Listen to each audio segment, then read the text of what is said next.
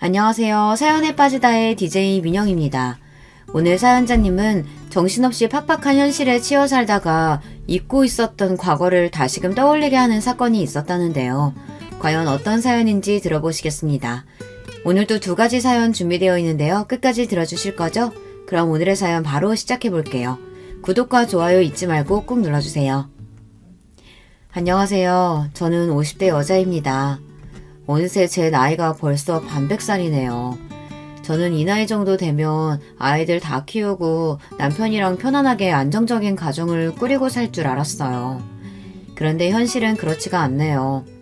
저는 20대에 식당을 하기 시작해 지금까지 20년 넘게 가게를 하고 있어요. 지난 20년 동안 먹고 사느라 바빠 아이들 크는 것도 못 볼 정도로 정신없이 살았어요. 그러다 보니 저는 집, 가게 하며 제 인생이랄 게 없이 돈만 벌며 살았네요. 그런데 최근에 제 인생에 대해 다시 돌아보게 된 계기가 있었습니다.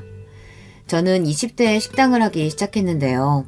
젊은 나이에 쉽지 않은 결정이었지만 저에게는 선택권이 없었습니다. 당시에 부모님께서 뉴스에 나올 정도로 컸던 사기 사건에 가해자로 연루돼서 집안이 풍비박산이 났거든요. 부모님은 잘 알지도 못하면서 사기꾼에게 속아 바지 사장을 했어요. 사건이 커지자 결국은 부모님이 다 책임을 떠안게 됐죠. 당시에 이미 부모님 두 분이 다 구치소에 수감된 상태라 모든 문제를 저 혼자 해결해야 했습니다. 얼마 되지도 않는 집까지 팔아 어떻게든 해결해 보려고 했지만 턱도 없었어요. 저는 빚쟁이들에게 쫓기다 외삼촌 집에까지 가 있었는데요. 어떻게 알고 빚쟁이들이 거기까지 몰려들었어요. 그 당시에 제 곁에 외삼촌이 없었다면 저는 지금 어떻게 됐을지 몰라요. 결국은 외삼촌의 도움을 받아 빚의 일부를 해결하기는 했지만 이미 재판에서 부모님이 형까지 받게 된 상황이라 부모님은 감옥에 다녀야 했어요. 그때만 생각하면 지금 저는 아직도 가슴이 떨려요. 세상에 혼자 남겨지게 된 것 같아 너무 무섭고 정말 죽고 싶었거든요. 여기까지 들으셔도 제가 어떻게 살았을지 대충 짐작하시겠지만 저는 썩 평범하지 않은 학창시절을 보냈습니다. 태어났을 때부터 집안 형편이 좋지 않았습니다. 저는 그런 우리 집이 너무 싫어 줄곧 방황하며 지냈어요. 남들보다 사춘기가 길게 왔는지 저는 학창시절 내내 그렇게 부모님을 싫어했어요. 성인이 되어서도 마찬가지였습니다. 돈이 없어서 가난한 건 그렇다 치더라도 저희 부모님은 부모로서 존경할 부분이 하나도 없는 분들이었어요. 부모님 두 분은 시작부터가 엉망이었어요. 둘 다 젊어서 다단계를 하다가 만났다고 하더라고요. 나중에 다단계라는 걸 알고 둘 다 빠져나와 결혼하고 저를 낳고 사셨습니다. 그런데 두 분 다 정상적인 직장 생활을 해본 적이 없다 보니 경제적으로 힘들었대요. 아버지는 도대체 뭘 하고 다녔는진 모르지만 그냥 여기저기 돈이 되는 일만 있으면 따라다니셨어요. 집에 들어오지도 않으셨고요. 어머니도 아버지와 다르지 않았습니다. 화장품, 방문 판매 같은 걸 하시면서 돈을 벌기는 했지만 저를 전혀 돌보시지 않았어요. 아침이면 달걀 딱 하나 붙여서 저에게 먹으라고 주고 알아서 학교를 가라고 하셨어요. 저는 학교가 끝나고 집에 돌아오면 항상 혼자였습니다. 가끔 식당을 하느라 바쁜 외삼촌이 들려 밥도 해주고 용돈도 주시면 그렇게 좋았어요. 그래서 그런지 저에게는 부모님에 대한 기억보다 외삼촌과의 추억이 많아요. 외삼촌은 자주 보러 오진 못했어도 올 때마다 저를 애틋하게 생각하고 따뜻하게 대해주셨으니까요. 그리고 제 인생에 위기가 찾아올 때마다 외삼촌이 도와줬어요. 부모님이 감옥에 갔을 때도 제가 아무것도 하지 않고 집에 처박혀만 있는데 저를 세상 밖으로 꺼내주셨습니다. 많이 힘들겠지만 그렇다고 이렇게 넋을 놓고 있으면 어떡해.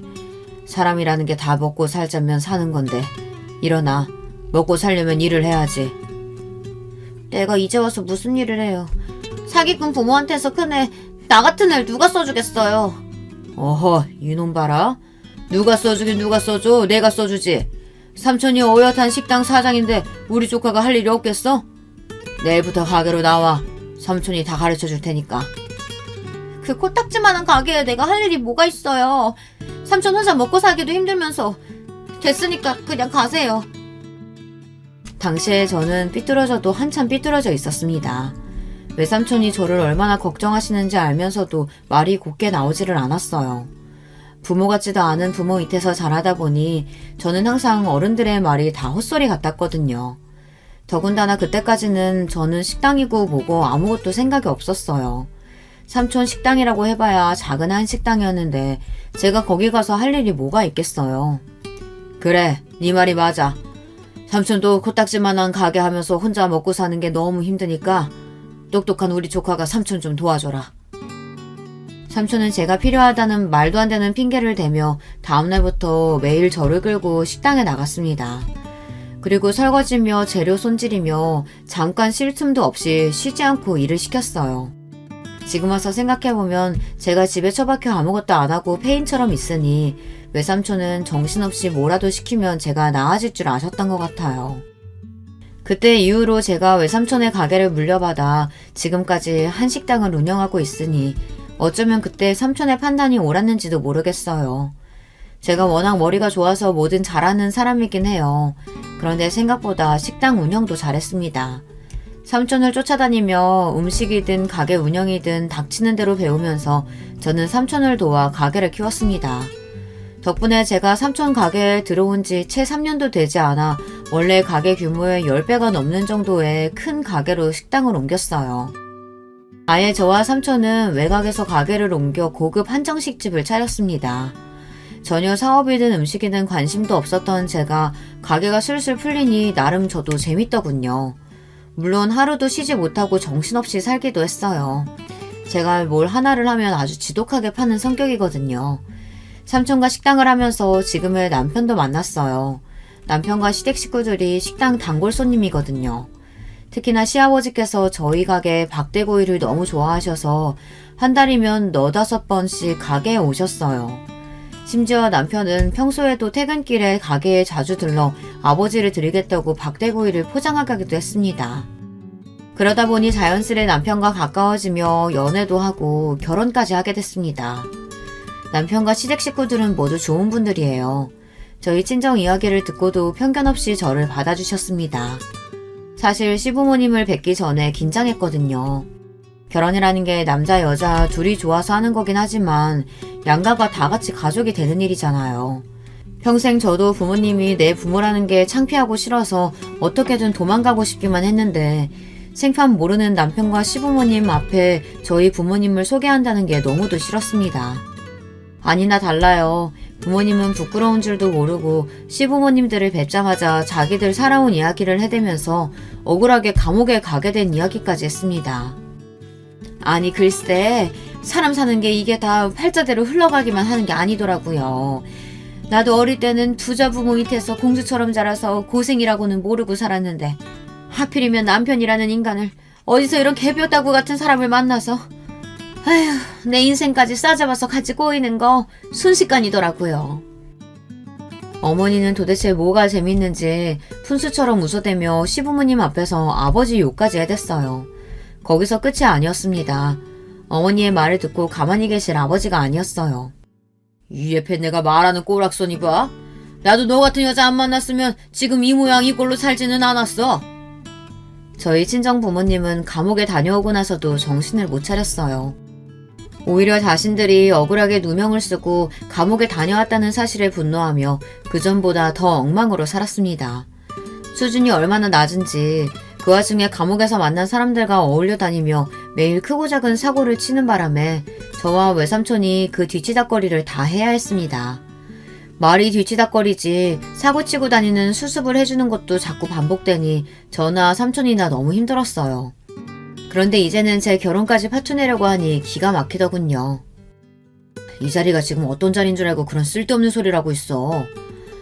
아이고 사돈 죄송합니다. 제 동생이랑 매제가 워낙 물색이 없는 사람들이라 이렇게 속에 있는 말을 감추지를 못해요.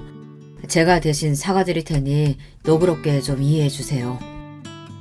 외삼촌이 아니었다면 저는 결혼도 못했을 수 있어요. 시부모님이나 남편이나 오랫동안 가게 단골이다 보니 외삼촌의 훌륭한 인성은 진작부터 알고 계셨습니다. 결혼도 안 하고 조카인 저를 일찍이 걷어 키우다시피 하셨으니 그 사실을 다 알고 계시다 보니 저희 집안 사정도 다 알고 있었죠. 그날 상견례가 끝나고 돌아오는 길에 저희 부모님께 선전포고했어요. 지금까지 부모라고 해준 것도 없이 매일 민폐만 끼치고 산 것도 모자라서 이제는 내 결혼까지 망치려고 그래요? 오늘이야 어쩔 수 없이 시부모님이랑 인사하는 자리니까 같이 나온 거지만 앞으로는 결혼해도 괜히 부모 노릇 하려고 하지 마세요. 그냥 지금까지 한 것처럼 저한테 내내 무신경하게 하시면 돼요. 알았죠? 저는 상견례 내내 참고 있었던 말을 퍼부었습니다. 부모님은 얼굴을 붉히며 저처럼 싸가지 없는 딸녀는 아마 세상에 없을 거라고 궁시렁거렸습니다. 하지만 저는 그런 소리를 들어도 일절 신경 쓰지 않았어요. 애초에 어릴 때부터 욕이라는 욕은 다 듣고 커서 그런지 타격감도 없었어요. 솔직한 심정으로는 부모님과 평생 안 보고 살아도 상관없다 싶을 정도였죠. 이런 속마음을 혹시나 누구에게 들킬까 혼자만 마음으로 삭히고 살았습니다. 아무리 부모가 엉망이고 자식에게 해준 게 없어도 자식으로서 그런 말을 한다는 게 불효 중 불효잖아요. 그래도 제가 지금까지 부모에게 참고 산 게 있는데 이제 와 망치고 싶지 않았습니다. 그런데 항상 우리 집은 부모와 자식 간 관계를 망치는 건 자식이 아니라 부모였습니다. 한 번은 이런 적이 있었어요.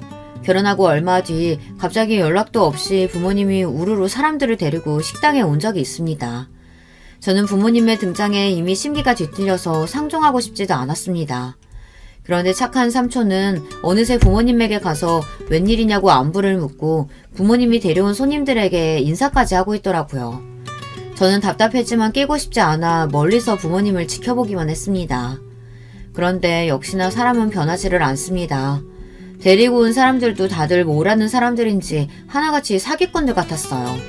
주고받는 대화들도 다들 자기 자랑하기 바쁘고 허세만 부렸어요. 거기까지도 저도 그러려니 했습니다. 어릴 때부터 항상 봐왔던 광경이니까요. 그런데 문제는 부모님이고 같이 온 일행들이고 하나같이 다 저희 가게 직원들에게 무례하게 굴었다는 겁니다. 반말하는 건 기본이었고 서빙이 늦었다면서 자꾸만 험상궂은 얼굴로 소리를 질렀어요. 심지어 몇몇은 술에 취해 행패까지 부렸습니다. 저는 도저히 참을 수가 없어 부모님께 다가갔어요. 다 드셨으면 행패 그만 부리시고 사람들 데리고 이제 그만 돌아가세요. 저 나름대로 최대한 정중하게 말한 거예요. 생각 같아서는 경찰을 불러서 다 식당 밖으로 끌어내고 싶었습니다. 그런데 그 순간 부모님 두 분 다 표정이 싸하게 굳더군요. 그러더니 한다는 말이 가관이었습니다. 얼씨구, 이게 기껏 먹이고 재우고 다 키워놨더니만 혼자서 큰 줄 알고 싸가지 없이 구는 꼴 좀 봐. 당신은 도대체 자식 새끼를 어떻게 키웠으면 딸년이 저 모양 저 꼴이야? 자식 새끼라고 내가 혼자 낳았어? 같이 낳았으면 어머니 당신 책임도 있는 거지 왜 나한테 지랄이야? 부모님은 또 시작이었습니다. 손님들이 가득한 식당 안에서 저에게 소리를 질렀어요. 무식하면 눈치라도 있던지 눈치가 없다면 목소리라도 작던지 문제는 한두 가지가 아니었어요. 정말 천박해서 봐줄 수가 없었습니다. 어머니가 아버지고 둘 다 언제 나를 키워줬다고 그래요? 나 혼자 컸거든요? 혼자 이렇게 알아서 잘 큰 거니까 쓸데없는 소리 하지 말고 계산이나 하고 나가요. 저는 할 수만 있다면 부모고 뭐고 다 쫓아내고 싶었습니다. 하지만 어쩌겠어요. 보는 눈도 많으니 저도 지식인답게 굴어야죠. 그런데 부모님은 애초에 말이 통하는 분들이 아니었어요. 술도 한잔 했겠다. 이미 소리도 지를 만큼 질렀겠다. 부모님은 애초에 돈을 낼 생각이 없었죠. 저도 평소 같았으면 돈 안 받았을 거예요. 그냥 한시라도 빨리 다 나가기를 바랬을 테니까요. 그런데 그날은 유독 부모님의 행동에 화가 났습니다. 간신히 붙잡고 있던 이성의 끈이 끊어지고 말았어요. 어머, 인연 이거 말하는 것 좀 봐? 너 부모한테 지금 부모한테 돈을 받겠다는 거야? 와, 세상에 피도 눈물도 없는 년. 순간 어머니의 말에 저도 모르게 이성을 잃었습니다. 도대체 자기들이 나한테 해준 게 뭐가 있다고 이제 와서 부모 노릇을 하려는 건지 이해가 되지 않았어요. 기가 막혀서 말문이 다 막히네. 당신들이 부모라고 낳아준 거 말고 나한테 해준 게 뭐가 있다고 이래. 이 가게 외삼촌이랑 나랑 둘이 개고생하면서 이뤄낸 거야. 당신들하고는 아무 상관없다고. 그러니까 다시는 여기 찾아올 생각도 하지 말고 내 앞에 나타나지도 말아요. 저는 어디서 그런 용기가 나왔는지 모르겠어요. 사실 지금까지 살면서 부모라는 사람들에게 화도 내고 싶고 욕도 퍼붓고 싶었는데 자식으로서 최소한의 양심으로 꾹꾹 누르며 살았습니다. 마음속으로는 부모라고 생각조차 하지 않았어요. 그런데 그날에서야 제 속에 있던 울분이 폭발하고 말았습니다. 저는 결국은 그날 부모님과 손절했어요. 외삼촌은 그래도 그게 천륜인데 제 마음처럼 마음대로 되는 게 아니라고 했지만 제 생각은 달랐습니다. 천륜이든 뭐든 그것도 일말의 추억이나 정이 있어야 가능한 말이지. 저는 부모님과 조금의 정도 추억도 없기에 앞으로 영영 보지도 않고 산다 해도 아쉬울 게 하나도 없었습니다. 오히려 그 뒤치다거리 안 해도 되니 좋았어요. 그렇게 저는 인생에서 부모님을 빼고 나니 전보다 훨씬 더 살만했습니다. 외삼촌은 그런 저를 항상 안타까워하고 안쓰럽게 생각했지만 저는 전혀 상관없었어요. 그리고 남편과 시댁에서 이런 저를 이해해주고 받아주셨다는 거에 감사하며 남편과 시댁 식구들을 가족으로 여기고 더 잘하고 살기로 했어요. 저에게 가족이라고는 남편과 시댁 그리고 외삼촌 뿐이었으니까요. 그런데 인생이라는 게 역시나 순탄하게만 흘러가는 게 아닌가 봐요. 이제 좀 평온해졌다 싶었던 제 인생에 새로운 걸림돌이 생겼습니다. 바로 동서예요. 제가 둘째를 낳고 얼마 되지 않아 시동생이 결혼을 했어요. 시동생은 영국에서 박사학위를 받아서 나오느라 내내 영국에 있었습니다. 그리고 한국에 들어오자마자 명문대 교수로 임명됐어요. 사실 제가 말은 안 했는데 시댁 식구들이 다들 학벌이 좋아요. 시부모님도 다들 명문대를 나와 이름만 나라면 아는 회사에 다니셨고 남편도 교육대를 나와 학교 선생님입니다. 제가 살아온 인생과는 달리 시댁 식구들은 다들 우여곡절 없이 평범하고 무난하게 살아온 사람들이라 그런지 매사에 긍정적이고 다른 사람을 깎아내리지 않아요. 저는 처음부터 시댁 식구들이 좋았어요. 저처럼 조건도 좋지 않고 부족한 사람을 무시하거나 홀대할 수도 있는데 시댁 식구들은 다들 잘 대해줬거든요. 오히려 저와 외삼촌을 대단하게 생각해주고 존중해줬습니다. 그런데 새로 들어온 동서는 그렇지 않았습니다. 동서는 시동생하고 소개팅에서 만나 결혼했어요. 동서는 직업이 의사예요. 원래 의대를 나온 건 아니었는데 대학에 들어가고 나서 너무 의사가 되고 싶어 다시 수능을 봐서 지방 의대에 들어갔습니다. 남들보다 조금 늦게 의사가 돼서 그런지 동서는 나이를 먹고도 자기 학벌과 직업에 자부심이 굉장해요. 제가 오랫동안 장사를 하다 보니 사람을 처음 보면 웬만하면 그 사람 성격을 알거든요. 저는 동서를 처음 만났을 때부터 좀 불편했습니다. 사람을 볼 때마다 무례하다 싶을 정도로 꼬치꼬치 묻고 자꾸만 제 앞에서 자기 잘난 척을 했어요. 처음 만났을 때부터 그랬습니다. 동서와 시동생이 결혼하기 전에 동서와 저는 저희 가게에서 처음 만났어요. 시동생의 가게에 밥을 먹으러 왔는데 옆에 있는 여자를 여자친구라며 제게 소개하더라고요. 당시에 제가 조금 바빴어요. 다른 지역에 분점을 내기로 해서 직원들과 회의하느라 정신없이 바빴죠. 그래서 잠깐 인사만 하고 따로 이야기를 많이 나누지는 않았습니다. 그러다 식사를 마치고 돌아가는 길에 시동생이 차를 가지러 간 사이 잠깐 이야기를 나눴어요. 그런데 저는 아직도 그때 동서와 나눴던 대화가 잊혀지지를 않습니다. 늘 살아더니 생각보다 좀 특이하다고 느꼈거든요. 얻어먹으러 온 건 아닌데 계산을 안 받으셔서 괜히 죄송하네요. 제가 원래 어디 가서 밥 얻어먹고 다니는 사람이 아니거든요. 나중에 병원 동료들이랑 한번 와서 많이 팔아드릴게요. 시동생이랑 여자친구이니 저는 당연히 계산을 안 받았습니다. 그런데 동서는 아무래도 마음이 쓰였는지 저에게 따로 와서 인사를 하더라고요. 아니에요. 앞으로 가족이 될지도 모르는 사이인데 언제든 오면 제가 밥은 대접할 수 있죠. 에이, 얘기 들어보니까 요즘 자영업자들 다 힘들다고 난리던데. 그렇게 장사해서 언제 돈 벌겠어요? 원래 장사는 있는 사람들 상대로 장사해야 안 망하는 거예요. 제가 주변에 아는 병원 교수님이나 의사 동료들한테 홍보 많이 할게요. 기분 탓인지 몰라도 동서는 저보다 나이도 훨씬 어린데도 뭔가 자꾸 저를 가르치려는 것처럼 말하는 것 같았어요. 그날은 저도 잠깐 만나 이야기를 나눈 정도이니 그냥 그러려니 하고 고맙다고 하고 넘어갔습니다. 사람을 잠깐 보고 어떻게 다 판단하나 싶어서요. 그런데 기분 탓이 아니었습니다. 동서는 저와 잘 맞지 않았어요. 사실 맞지 않는 정도가 아니라 불쾌할 때가 많았습니다. 한 번은 그런 적이 있었어요. 동서와 시동생이 결혼한 이후 시댁 식구들과 식사 자리에서 동서와 만난 적이 있었습니다. 사실 동서는 의사라 병원 일이 바쁘다 보니 시댁에 일이 있어도 잘 오지 않았어요. 항상 시동생을 통해서 동봉투만 보내는 것 같더니만 그래도 그날은 시어머니 생신이라고 신경이 쓰이긴 했는지 오긴 왔더라고요. 그런데 그날 동서는 유난히 좀 이상했습니다. 시어머니 생신이라 저는 선물로 시어머니께서 평소 갖고 싶다고 하셨던 안마 의자를 남편과 상의해서 미리 주문해 뒀습니다. 그래서 그날 마침 배달이 왔어요. 아이고, 내가 이러려고 말한 게 아닌데 괜한 소리를 해서 자식들 부담스럽게 만들었구나. 저도 시어머니께서 그 정도로 좋아하실 줄은 몰랐는데 안마 의자를 보시고 너무 좋아하시더라고요. 저와 남편은 잘했다 싶어서 뿌듯해하고 있었습니다. 그런데 그 모습을 보고 동서가 약간 빈정이 상했나 봐요. 어머니께서 안마 의자 이야기하셨으면 저한테도 미리 귀뜸해 주시죠. 그랬으면 저도 같이 했을 텐데. 형님 그렇게 안 봤는데 은근 여우세요. 형님 혼자 어머니 사랑 독차지하고 싶으셨어요? 동서는 실실 웃으면서 말했지만 그 말 속엔 뼈가 있는 것 같았습니다. 동서가 언제 시댁에 일 있다고 얼굴 비춘 적이 있어야 말이지. 매일 얼굴은 보지도 못하고 돈봉투만 보내는데 내가 동서한테 상의할 시간이 어딨어.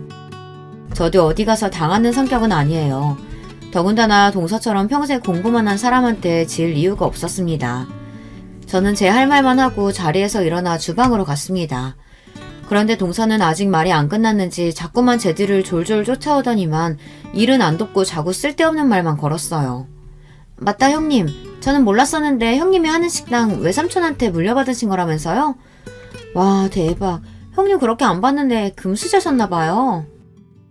동서가 며칠 전에 제가 식당에 없을 때 병원 동료들이랑 회식하러 식당에 왔었다더니만 도대체 무슨 소리를 들었는지 갑자기 이것저것 묻더라고요.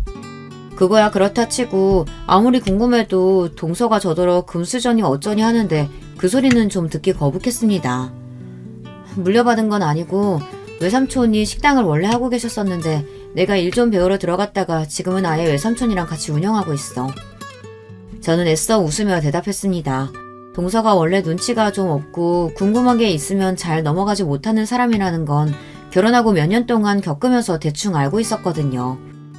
동서는 그날도 뭐가 그렇게 궁금한 게 많은지 쉬지 않고 꼬치꼬치 캐물었어요. 형님도 외삼촌 결혼도 안 하시고 솔로시라면서요? 그럼 당연히 다 형님 거 되는 거죠 뭐.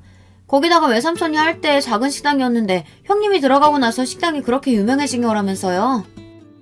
동서는 도대체 무슨 소리를 하고 싶은 건지 자꾸 식당에 대해서 물었어요. 저는 대충 타이밍이 좋았다고 원래 외삼촌 음식 솜씨가 옛날부터 입소문이 나 있었다고 둘러댔습니다.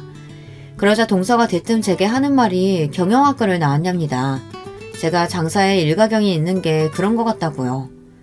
아니, 난 사정이 있어서 대학은 못 나왔어. 20대 때 좀 방황하던 시기가 있었는데 그때 삼촌이 같이 해보자고 해서 장사 시작한 거야. 제 말에 순간 동서는 못 들을 말을 듣기라도 한 것처럼 눈을 동그랗게 뜨고 입을 벌렸습니다. 그러더니 순간 입술을 삐죽거리더라고요.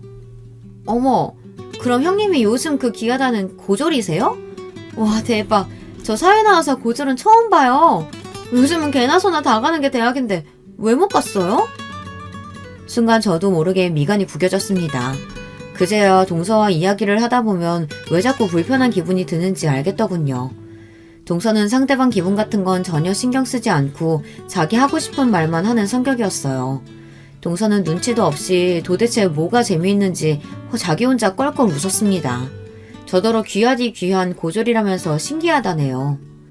형님은 좋겠어요. 남들은 20대 내내 취직하느라 공부하느라 정신없이 바쁘게 사는데 형님은 고졸 주제에 운 좋아서 사장 소리까지 들으면서 매일 마음대로 해도 되고 저도 이럴 줄 알았으면 공부하지 말고 부모님께 그냥 가게나 하나 차려달라고 할 걸 그랬어요.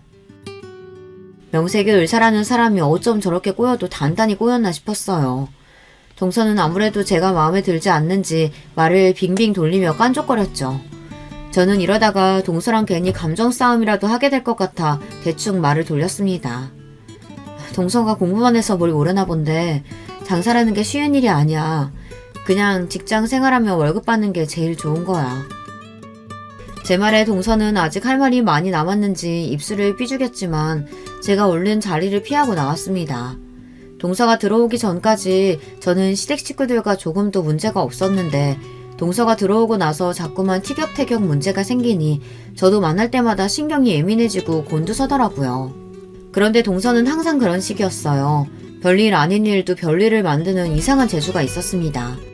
한 번은 저희 큰애 생일이라 시동생이 택배로 선물을 보내줬더라고요. 저는 고마워서 가게 문을 닫고 퇴근하는 길에 잠깐 시동생네 집에 들렀습니다. 가게에 좋은 갈비가 들어왔다길래 양념갈비를 재워서 가지고 갔어요. 시동생이 제가 만든 갈비를 좋아하거든요. 저는 가는 길에 갈비만 주고 가려고 시동생에게 전화를 했습니다. 그런데 시동생이 일이 많아 아직 학교라고 집에 두고 가라더라고요. 동서가 집에 있다고요. 저는 동서만 있는 집에 가기 좀 껄끄러웠지만 그래도 후다닥 갈비만 주고 가야겠다 싶어 동서내에 들어갔습니다. 그런데 동서가 자다가 깼는지 얼굴이 푸석한 게 별로 안 좋더라고요. 저는 그런 동서가 걱정되어 동서에게 일이 많냐고 한마디 했습니다. 그런데 동서가 본인이 기분이 안 좋았는지 굳이 안 해도 될 말을 하더군요. 뻔히 바쁜 거 알면서 피곤해 죽겠는데 이 시간에 뭐하러 이런 건 가지고 오세요. 갈비야 먹고 싶으면 그냥 사 먹으면 되는 건데. 순간 제가 못 올 때라도 온 줄 알았습니다. 아무리 피곤하고 귀찮아도 사람이 다 생각해서 가져다 준 건데 꼭 이렇게 사람을 앞에 두고 무안하게 해야 하나 싶어서요. 동서 피곤한데 내가 괜히 귀찮게 했나 보네. 미안해. 이거 그냥 냉장고에 넣어뒀다가 내일 먹어. 나 그만 갈게. 저는 민망해서 말도 잘 나오지 않았습니다. 그래서 후다닥 동서네 집에서 나오려고 했어요. 그런데 그때 동서가 뒤에서 중얼거리는 게 들리더군요. 이래서 사람이 가정교육을 잘 받아야 하는 건데 부모가 사기꾼이니 뭘 보고했겠어? 순간 저는 제 두 귀를 의심했습니다. 정말 동서가 제게 한 말이 맞나 싶어서요. 저는 획 몸을 돌려 동서를 쏘아봤습니다. 동서, 지금 나더러 들으라고 한 말이야? 사기꾼이라니. 동서가 뭘 한다고 감히 나한테 마음대로 떠들어. 얼마나 화가 나는지 저도 모르게 눈물까지 눈동자에 왈칵 차올랐습니다. 제가 살면서 제일 듣기 싫었던 소리가 바로 가정교육을 못 받았다는 소리를 듣는 거예요. 어려서부터 매일 사고만 치는 부모님 아래에서 크다 보니 주변 어른들에게 별의별 소리를 다 들으며 자랐습니다. 부모가 저 모양이니 너는 정신 똑바로 차리고 살아야 한다부터 네가 잘못하면 이게 다 부모를 닮아서 그런다 소리를 듣는 거니 조심하라고들 했죠. 듣자하니 형님네 친정 부모님 사기죄로 감옥도 갔다 오셨다면서요? 아, 소름 끼쳐. 자식도 있는 분들이 도대체 어떻게 사셨으면 감옥에 가요? 동서는 자기 팔짱까지 끼고 거만하게 저를 아래로 내려다봤습니다. 순간 저는 너무 기분이 상해서 하마터면 동서 머리끄댕이로도 잡을 뻔했어요. 저는 애써 이성을 붙들고 크게 한숨을 내쉬었습니다. 동서, 내가 정말 마지막으로 경고하는 건데 그 입 좀 조심해. 한 번만 더 내 앞에서 선 넘었다간 절대 그냥 안 넘어가. 알았어? 저는 동서구 뭐고 다 뒤집어버리고 싶었지만 간신히 참았습니다. 그리고 그날 집에 돌아오면서 혼자 얼마나 울었는지 몰라요. 다른 사람도 아니고 동서에게 그런 모욕적인 소리를 들었으니 너무 수치스럽고 속상했습니다. 그리고 한 가지 깨달았어요. 동서와 저는 아무리 노력해도 절대 가까워질 수 없는 관계라는 걸요. 그로부터 얼마 뒤 어느 날이었습니다. 제가 식당에서 바쁘게 마감을 하고 있는데 늦은 시간에 동서가 식당에 왔어요. 그것도 병원 동료들을 잔뜩 데리고 왔더라고요. 그런데 동서와 일행들에게 술 냄새가 지독하게 났습니다. 알고 보니 이미 회식을 하고 술에 잔뜩 취한 상태더라고요. 형님, 제가 오늘 병원 식구들이랑 회식했는데 너무 기분 좋게 마셔서 2차는 제가 쏘겠다고 일부러 멀리까지 다들 데리고 왔어요. 자, 잘했죠? 동서는 지난번 일은 까마득하게 잊었는지 저에게 친한 척 제 팔짱까지 끼며 애교를 부렸습니다. 저는 동서에게 아직 감정이 많이 남아있는 상태였지만 애써 표정 관리를 했어요. 주변에 동서 병원 동료들도 있는데 쪼잔하게 티내고 싶지 않아서요. 동서, 연락을 좀 먼저 해주지 그랬어. 멀리서 와줬는데 어쩌지? 우리 마감시간 다 돼서 직원들 퇴근해야 하는데 안 되겠다. 이 근처에 나랑 친한 사장님네 치킨집 있으니까 내가 그쪽으로 안내할게. 동서 나름대로는 우리 가게에 와서 좀 팔아주고 싶은 마음에 멀리서 온 거겠지만 저도 곤란하기는 마찬가지였어요. 이미 식당 마감 시간도 지났고 직원들도 하나둘 옷까지 갈아입고 나오는 중이었거든요. 저는 애써 동서를 다독이며 근처 치킨집에 가자고 했습니다. 제가 쏘겠다고요. 그런데 그때였어요. 동서가 술에 취해도 많이 취했는지 말도 안 되는 억지를 부렸습니다. 형님, 우리가 강남에서 이 깡시골까지 힘들게 택시 타고 왔는데 지금 설마 문전박대 하시는 거예요? 동서, 연락도 안 하고 와놓고 문전박대는 무슨 문전박대야. 동서는 뜬금없이 이상한 방향으로 몰고 갔습니다. 거기다가 고작 서울에서 조금 벗어난 경기도에 있는 우리 식당을 가지고 깡시골이라고 하면서요. 저는 기분이 당연히 상했지만 술 취한 사람이랑 말해봐야 뭘 하나 싶어 대충 웃어 넘겼어요. 그럼 빨리 들어가서 우리 마시는 거 해주세요. 내가 우리 병원 의사들 다 데리고 여기까지 왔는데 형님이 자꾸 이러시면 내가 너무 쪽팔리잖아요. 동서는 몸까지 비틀거리며 고래고래 소리를 질렀습니다. 저는 아무래도 이대로는 안 돌아갈 것 같아 대충 알겠다고 하고 자리에 앉으라고 했어요. 제가 안주거리를 좀 챙겨오겠다고요. 그리고는 직원들에게는 얼른 퇴근하라고 했습니다. 그런데 그때였어요. 제가 그렇게 동서에게 경고했는데도 동서는 정신을 못 차렸습니다. 동서가 아주 신이 났는지 자기 동료들도 있고 우리 가게 직원들도 있는 앞에서 선을 넘어도 세게 넘더라고요. 역시 우리 형님 최고! 자, 여러분! 모두 우리 형님한테 인사해! 근데 우리 형님 고졸이다? 다들 고졸 본 지 오래됐지? 나 사회 나와서 고졸 처음 본다니까? 너무 신기해! 순간 식당 안에는 정막이 흘렀습니다. 저도 저지만 동서 주변에 있던 동료들까지 당황한 눈치였어요. 그런데 그 순간 정적을 깨고 가게 직원들이 배까지 잡으며 깔깔 웃어댔어요. 어머, 우리 사장님 동서분이라더니만 아무것도 모르시네요? 우리 사장님 사시도 합격한 사람인데요? 그런 대단한 사람한테 그깟 대학 안 나온 거 가지고 무슨 소리 하시는 거예요? 직원들은 동서의 말이 어이가 없다는 듯 혀까지 끌끌 찼습니다. 그러게, 우리 사장님 사시 합격하고 연수원을 못 들어가서 그렇지 사시 합격할 때 차서까지 한 사람이라고 왕 사장님이 아주 입이 마르게 자랑하셨잖아요. 그래, 그래서 우리 아버지 사기당할 뻔할 때도 사장님이 도와주셨잖아. 아는 변호사도 소개해주고. 아휴, 다들 퇴근이나 하라니까 뭘 다 지난 이야기들을 하고 그래. 얼른들 가요. 저는 괜히 민망해서 직원들에게 그만하고 돌아가라고 했습니다. 그런데 사실 저도 놀랐어요. 나이가 들어서 저도 까마득하게 잊고 있었는데 맞아요. 제게 그런 일이 있기는 했습니다. 제가 사법고시를 본 것도 모자라 합격까지 했었어요.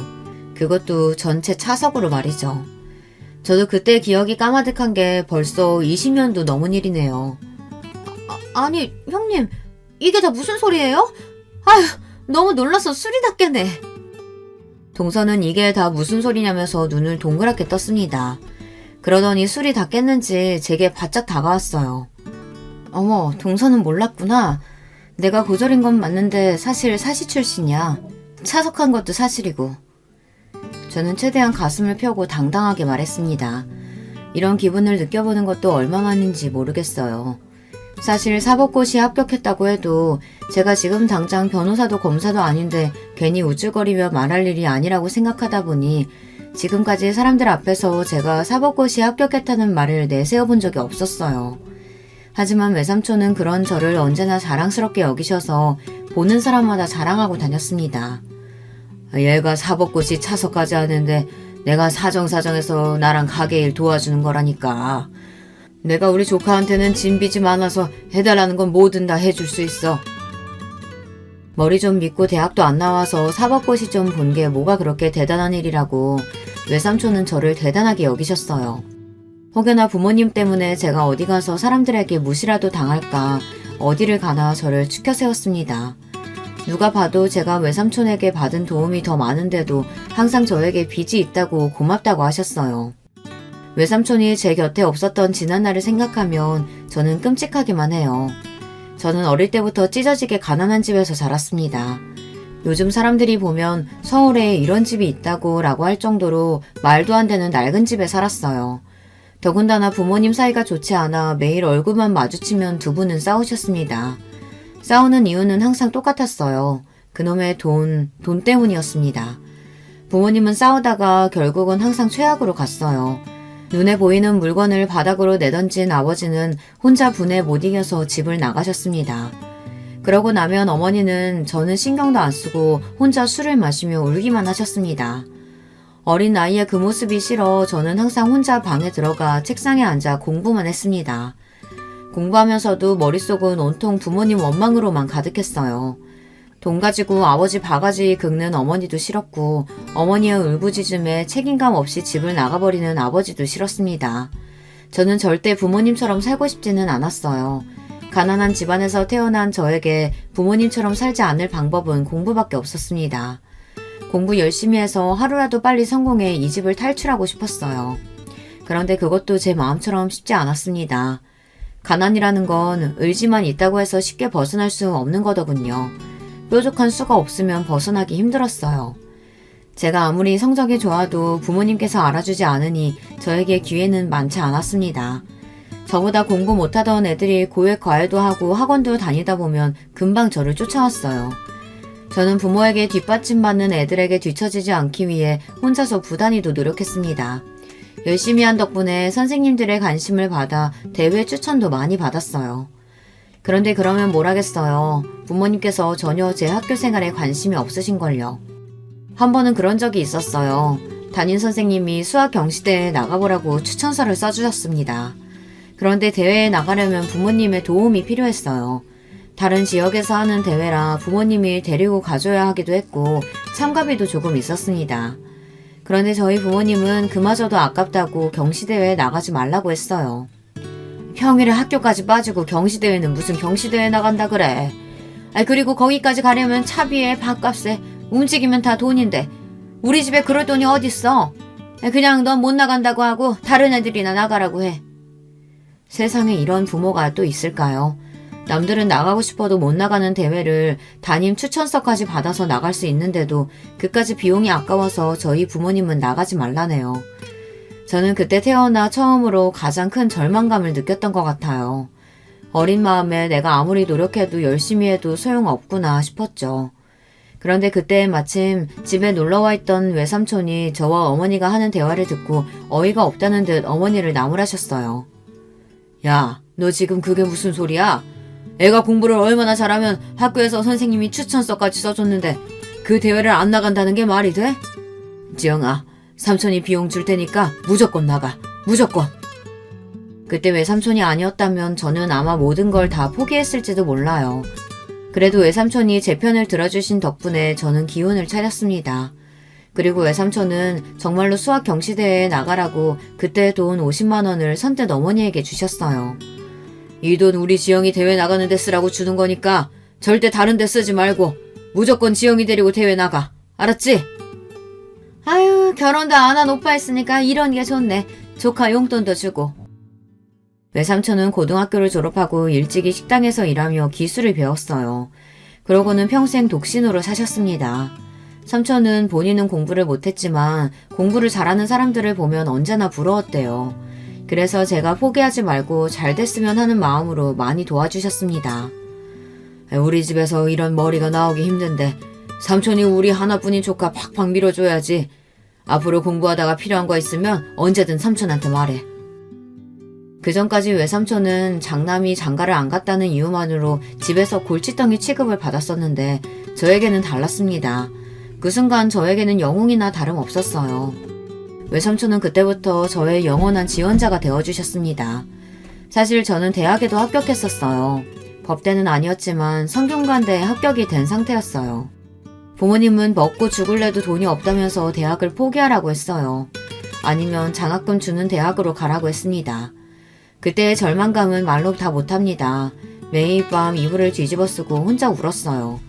남들은 가고 싶어도 못 가는 대학에 떡하니 붙었는데도 저희 부모님은 아무도 기뻐해주지 않으셨으니까요. 그때 저는 처음으로 외삼촌에게 도와달라고 전화했어요. 어디에도 부탁할 곳이 없었으니까요. 삼촌, 제가 면목이 없는 건 아는데요. 이번 한 번만 좀 도와주실 수 있어요? 저 대학 등록금 한 번만 내주세요. 제가 다음 학기부터는 무슨 수를 써서든 제가 알아서 할게요. 제 부탁에 외삼촌은 적잖이 놀란 듯 보였지만 그래도 어떻게든 도와주고 싶다고 하셨어요. 삼촌이 지금 당장은 그런 큰 돈은 없는데 며칠 내로 주변에서 금방 구해보마. 그러니까 절대 걱정하지 말고 기다리고 있어. 저는 몇 날 며칠 고민 끝에 외삼촌에게 힘들게 말한 거였어요. 그런데 저는 말을 해놓고도 내가 괜히 말을 했나 싶어 외삼촌에게 죄송했습니다. 결혼도 안 하고 혼자 식당하면서 사는 삼촌 사정 뻔히 다 아는데 제가 괜히 삼촌에게 부담을 주고 힘들게 한 것 같아서요. 며칠 뒤 말도 안 되는 일이 벌어지고 말았습니다. 등록금 낼 기간이 다 끝나가는데 외삼촌에게 연락이 없었어요. 저는 아무래도 삼촌도 돈을 구하지 못했나 싶어 대학을 포기하려던 참이었습니다. 서운하지도 않았어요. 사실 저를 낳아준 부모도 외면하는 일을 삼촌이 해준다는 게 말이 되지 않았으니까요. 그런데 등록금 납부일 마지막 날 저녁에 외삼촌에게 연락이 왔습니다. 대학 등록금 냈냐고요. 저는 돈이 없는데 어떻게 등록금을 내냐고 그냥 포기했다고 했습니다. 제 주제에 대학을 가봐야 뭐 하겠냐고요. 그러자 외삼촌께서 버럭 소리를 지르며 그게 도대체 무슨 소리를 하는 거냐고 오히려 화를 냈습니다. 내가 오늘 아침에 너희 엄마한테 돈 보냈는데 무슨 소리야? 너희 엄마 등록금 안 냈대? 그랬습니다. 외삼촌은 힘들게 여기저기 발품을 팔고 돌아다니며 제 등록금을 간신히 구해 당일 아침에 어머니께 연락했답니다. 등록금은 학생 보호자가 납부해야 하니까요. 그래서 삼촌은 돈을 구하자마자 곧바로 어머니 계좌로 붙였답니다. 저는 삼촌 말을 듣는 순간 불안했어요. 그리고 삼촌에게 저희 어머니에게 들은 말이 아무것도 없다고 전했습니다. 그러자 삼촌은 그날 밤 식당 문도 급하게 닫고 우리 집으로 왔어요. 그리고 그날 밤 어머니와 외삼촌은 대판 싸우셨습니다. 알고 보니 어머니가 중간에서 사고를 쳤더라고요. 삼촌이 보낸 돈을 홀라당 어머니가 마음대로 본인 빚을 갚는 데 써버렸습니다. 너 미쳤어? 아무리 돈이 없고 궁해도 그렇지 어떻게 어미라는 년이 딸내미 대학 등록금을 네 맘대로 빚 갚는 데다 쓰면 어떡해? 내가 분명히 오늘까지 대학 등록금부터 내라고 했잖아. 지금 내가 거리에야 나앉게 생겼는데 전혀 대학 등록금이 문제야? 그리고 우리 집 사정에 제가 대학 들어가봐야 뭐가 달라져. 하루라도 빨리 정신 차리고 나가서 먹고 살 방법을 생각해야지. 그 순간 외삼촌은 제가 너무 불쌍해서 눈물이 다 펑펑 쏟아졌답니다. 본인은 결혼도 안 하고 자식도 없지만 자기 뱃속으로 낳아놓고도 세상에 어떻게 저런 부모가 다 있나 싶었대요. 삼촌은 제가 너무 불쌍하고 안쓰럽다는 말만 밤새도록 하다가 무슨 생각이 드셨는지 갑자기 저에게 짐을 싸라고 했습니다. 그때 저는 집을 나와서 외삼촌과 살기 시작했어요. 외삼촌이 본인이 돈만 있으면 어떻게든 대학에 보내고 싶다고 했지만 저는 괜찮다고 했습니다. 부모님에게서 벗어나 살게 해준 것만으로도 감사하다고요. 그래서 그 이후 제가 사법고시를 준비했던 거예요. 외삼촌이 제 머리가 아깝다고 사법고시 시험이라도 해보라고 했거든요. 그때부터 저는 2년 정도를 외삼촌 밑에서 지내며 꼼짝없이 공부만 했습니다. 삼촌이 대단한 게 제 고시 뒷바라지를 혼자 다 해줬어요. 덕분에 시험도 단번에 붙었습니다. 제가 사법고시에 합격한 날 저녁 삼촌과 저는 둘이 끌어안고 얼마나 오랫동안 울었는지 몰라요. 그런데 제 발목을 잡은 게 바로 저희 부모님이에요. 부모님이 둘 다 같이 사기죄로 기소가 되고 감옥에 들어가는 바람에 제 사법고시 합격이 번복되었어요. 그래서 제가 그때 어느 때보다 힘든 시기를 보냈던 거예요. 물론 그때도 외삼촌 덕분에 가장 힘든 시기였던 시기를 잘 넘겼지만요. 저에게 있어 삼촌은 그냥 삼촌이 아니고 제 인생의 은인이었습니다. 저를 사법고시까지 보게 해준 것도 저에게 식당을 물려주신 것도 다 삼촌이니까요. 외삼촌이 없었다면 아마 지금의 저는 없었을 거예요. 아참, 동서는 어떻게 됐냐고요? 제가 세상에서 제일 사랑하는 우리 삼촌 이야기를 하다 그만 중요한 걸 깜빡 잊었네요. 제가 성균관대에 합격했었다는 것도 사법고시에 차석으로 합격했었다는 사실도 동서가 모두 알게 된 날 이후 동서는 저를 대하는 태도가 180도 달라졌어요. 매일 그렇게 제 앞에서 개념 없이 무시하고 잘난 척 고고한 척을 하더니만 이제는 제 앞에서 말도 조심하고 저를 좀 어려워하는 것 같아요. 역시 뭘 해도 되는 사람은 다 되는 건가 봐요. 형님은 공부도 잘해. 그 어렵다는 사실도 척척 붙어. 거기다가 사업까지 잘하시고. 형님은 도대체 부족한 게 뭐예요? 정말 너무 부러워요. 심지어 만날 때마다 너무 아부를 떨어서 제가 민망할 정도입니다. 거기다가 그 이후에 병원 동료들을 가게에 데리고 와서 저를 다시 소개했어요. 다들 인사해요. 여기 우리 형님인데 사법고시 차석 출신에다가 식당을 2개나 운영 중이신 대단하신 분이에요. 거기다가 최근엔 세무사까지 되셨다니까요? 우리 형님 너무 멋지죠? 동서 때문에 마음 상했던 시간도 있었지만 저는 이제 마냥 동서가 귀여워요. 사실 동서도 동서지만 그로 인해 저도 많이 달라졌거든요. 사실 그날 직원들이 말할 때까지 제가 사시에 합격했었던 그 행복한 시간을 까마득하게 잊고 살고 있었어요. 사는 게 너무 바빠서요. 그 순간에서야 제가 너무 가족만 생각하고 사느라 나의 꿈이며 인생은 뒷전으로 생각하고 산 것 같아 저도 후회가 많이 됐습니다. 덕분에 그날 이후 저는 마음속으로만 꽁꽁 숨겨두었던 새로운 도전을 시작했어요. 사실 식당 일이야 제 의지와 상관없이 돈만 생각하고 시작한 일이었어요. 저는 어려서부터 공부를 잘했기에 머리를 쓰면서 하는 일을 하고 싶었습니다. 하루 종일 책상에 앉아 서류를 보며 일하는 사무직이 멋져 보였어요. 저는 그 어떤 거보다 공부하는 게 적성에 가장 잘 맞았거든요. 그때의 추억을 더듬어 저는 식당을 남편에게 맡기고 제 2의 인생을 살아보기로 했습니다. 저는 세무사 시험에 도전해 얼마 전에 최종 합격했어요. 혹시나 안 될까봐 가족들한테도 말도 안 하고 준비했었는데 단번에 붙어서 다행이었습니다. 사실 다행인 정도가 아니라 날아갈 듯이 기뻤습니다.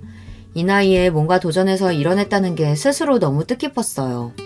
저는 최근 동네 세무사 사무실에 취업해서 일을 배우고 있습니다. 평생 장사만 하던 제 인생의 첫 직장이었어요. 나이도 있고 사회 경험도 많지 않으니 분명 힘들고 지칠 때가 있겠지만 그래도 늦지 않게 해보고 싶었던 일에 도전할 수 있어서 너무 뜻깊고 좋아요. 요즘처럼 아침에 일어나는 게 기대되고 즐겁게는 살면서 처음입니다. 어쩌면 이게 다 동서 덕분인지 모르겠어요. 동서가 매번 저를 무시한 덕분에 저도 새로운 자극을 받았으니까요. 저는 현재 어느 때보다 가장 행복합니다. 이런 저의 새로운 인생 이막 응원하는 글 댓글로 남겨주시면 읽어보고 기운내서 더 열심히 해볼게요. 여러분들께서도 하고 싶은 게 있으시다면 나이 좀 들었다고 주저하지 마시고 저처럼 한 번 더 도전해보시길 바랄게요. 지금까지 저의 인생 이야기 들어주셔서 감사합니다. 여러분의 가정도 항상 편안하시길 바랄게요. 여러분, 두 번째 사연 시작하기 전에 좋아요, 구독 꼭 눌러주실 거죠? 그럼 두 번째 사연 바로 시작합니다. 여러분, 여러분에게 가장 소중한 인간관계는 무엇인가요? 제게 가장 소중한 인간관계는 바로 가족이었습니다. 가족이야말로 가장 소중하고 믿을 수 있다고 생각했죠. 하지만 지금은 모든 관계를 다 정리하고 혼자 살고 있습니다. 이야기를 시작하려고 하니 어디서부터 시작해야 할지 막막하지만 하나씩 풀어내보겠습니다. 남들은 한창 인생을 즐길 나이라는 20대에 저는 회사에 입사해 일에 인생을 다 걸고 살았습니다. 그 이유는 바로 집안의 빚 때문이었죠. 저는 열심히 일해서 돈을 많이 벌어 얼른 빚을 다 갚고 싶었기에 쉬는 날 없이 일에 매진했습니다. 그렇게 10년 넘게 일했나요? 앞만 보며 달리니 어느새 빚도 다 갚았고 남들이 부러워하는 위치까지 올라갈 수 있었습니다. 그런데도 20대처럼 일하는 절 보던 주변 친구들은 이제 일은 적당히 하고 좀 즐기면서 살라고 말하더군요. 너 일 열심히 하는 건 좋은데 이젠 즐기면서 살 때도 되지 않았어? 그렇게 일만 하다간 너 나중에 놀고 싶어도 못 논다. 그때 저는 친구들의 이야기를 듣고 많은 생각이 들었습니다. 이제는 빚도 없고 친구들 말처럼 즐길 때가 되지 않았나 싶었죠. 저는 얼마간 고민하다가 더 늦기 전에 좋은 인연을 찾아보기로 마음먹었습니다. 제 나이 30대쯤 이 나이에 인연 만들기에는 동호회만 한 게 없다는 말을 듣고 저는 들어갈 만한 동호회를 쭉 찾아봤습니다. 그리고 제 맘에 쏙 들고 가장 호평인 배드민턴 동호회에 들어가게 됐죠. 그리고 전 거기서 이제는 전 남편이 된 남편을 처음으로 만났습니다. 남편의 외모는 좋게 말하면 맵시 좋고 깔끔한 인상이었고 나쁘게 말하면 기생오라비 같은 얼굴이었어요. 하지만 성격은 얼굴이랑 다르게 남자답고 화통했어요. 덕분에 동호회에서 남편의 인지도는 꽤 높은 편이었죠. 그 때문인지 동호회의 여성 회원들도 남편에게 호감을 표시하는 일이 비일비재했습니다. 게다가 남편의 얘기를 듣다 보니 동호회 밖의 인간관계도 괜찮고 자기 일도 열심히 하는 것 같더라고요. 저는 동호회 안팎으로 인기가 좋고 운동신경도 좋은 남편의 모습들에 자꾸 눈길이 갔습니다. 그래서 남편이 다른 사람들의 대시를 받고 있다는 걸 알고 있었음에도 제가 먼저 몇 번이나 남편에게 직진으로 다가갔죠. 저와 남편은 나이도 동갑이었고 저도 어디서 호감형이란 말을 많이 들어 조금이나마 자신이 있었습니다만 역시나 인기가 많은 남편은 제게 별로 관심이 없더라고요. 그래서 이 사람은 나한테 아예 관심이 없는 거구나 싶어서 남편을 향한 관심을 접으려고 했습니다. 그런데 웬걸 제가 남편에게 관심을 끊자 그때부터 되려 남편이 제게 저돌적으로 다가오는 거 아니겠어요? 동호회에서 다른 남자 회원들이 아직 초보인 저를 도와주기 위해 손을 내밀면 냉큼 다가와 자신이 대신해주겠다면서 호들갑을 떠는 거예요. 그 모습을 보고 있자니 웃기기도 하고 아니면 남의 연애를 회방을 놓으려는 심보인가 싶어 몇 번 이리 흥 저리 흥 하다가 어느 날 여느 때와 다름없이 절 도와주려 다가온 남편에게 물어봤습니다. 동석 씨, 저한테 관심 없지 않았어요?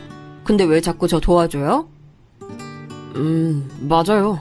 저 채희 씨 딱히 좋아하지 않아요.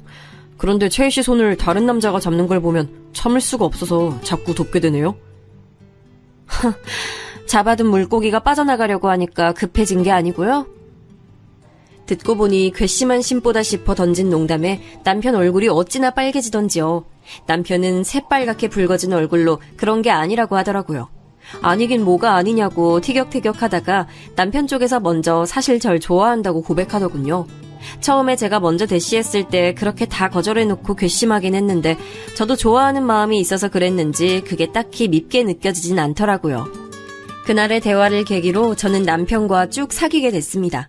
그러다 마음도 맞고 나이도 맞으니 자연스럽게 결혼까지 하게 됐죠. 결혼식을 올리고 난 뒤 저는 더는 동호회에 나가지 않았습니다. 애초에 사람도 만나고 인생을 한번 즐기며 살아볼까 싶어서 나간 동호회라서 남편을 만나니 자연스레 관심이 떨어지더군요. 남편은 아쉬워하는 눈치였지만 혼자서라도 꾸준히 동호회를 나갔습니다. 그것과 별개로 저는 남편과 결혼하고 바로 아이를 가질 계획이었습니다. 그런데 생각보다 아이가 잘 안 찾아오더군요. 그래서 남편과 같이 병원에 가서 검사도 받았습니다.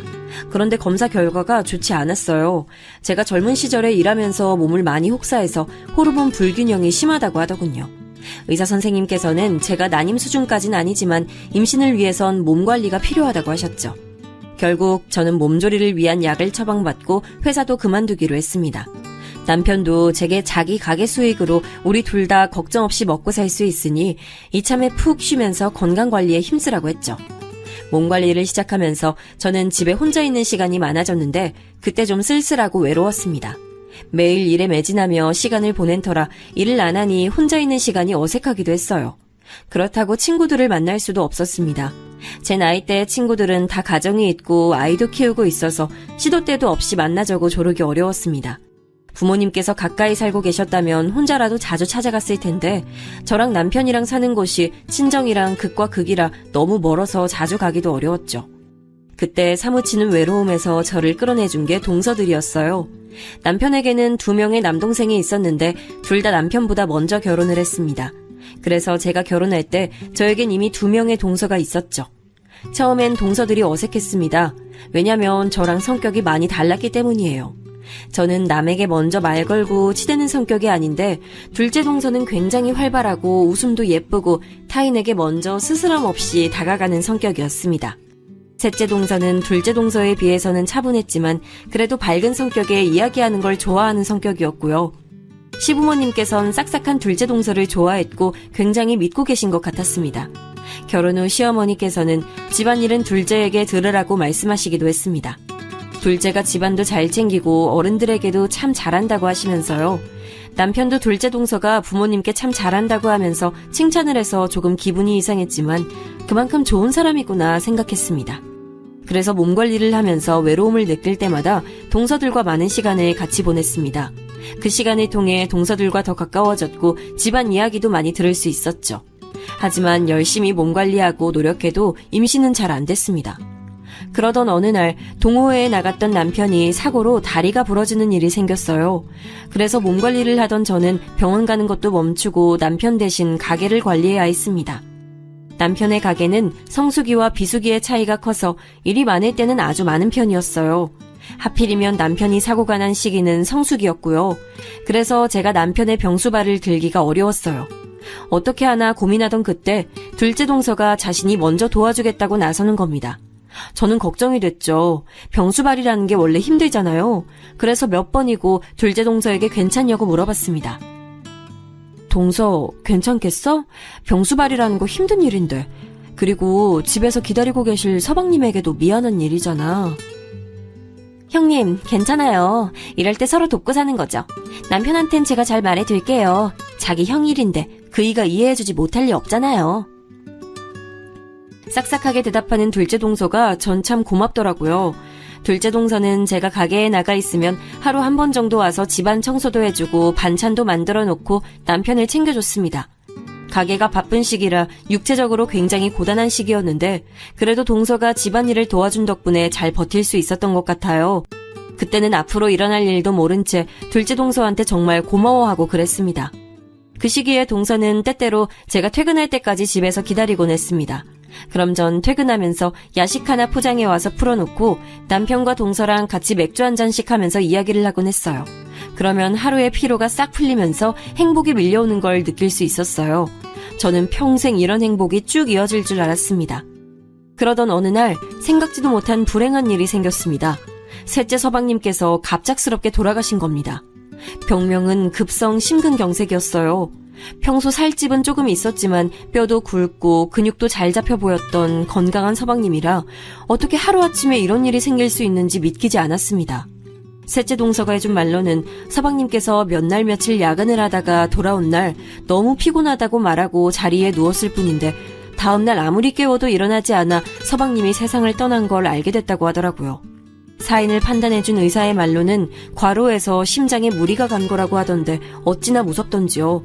셋째 동서는 얼마나 큰 충격을 받았던 건지 장례식을 치르는 내내 펑펑 오열하다가 혼절하기까지 했습니다.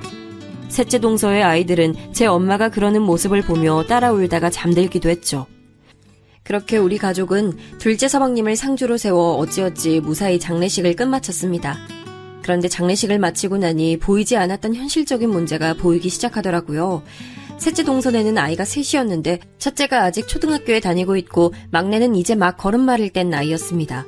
앞으로 아이 셋을 키우기 위해선 여러 가지 도움이 많이 필요할 텐데 셋째 동서의 친정 부모님은 이미 해외에 사는 셋째 동서의 언니네가 모시고 가버린 지 오래라 도움받을 수 있는 것이 전혀 없는 상태였습니다. 게다가 연락도 끊긴 지 오래라더군요. 생각해보니 서방님의 장례식장에서도 셋째 동서네 친가 사람들이 오는 것을 본 적이 없었습니다.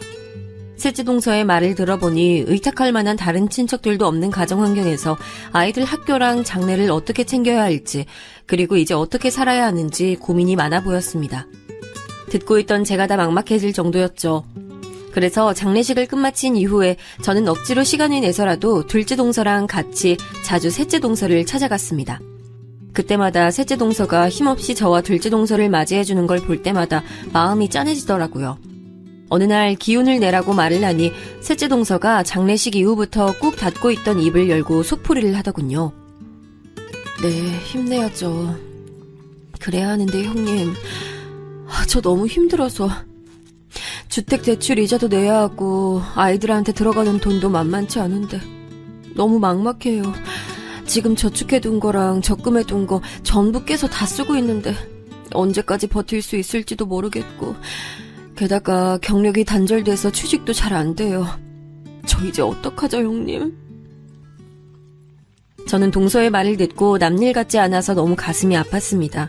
꼭 제 어린 시절을 보는 기분이 들었거든요.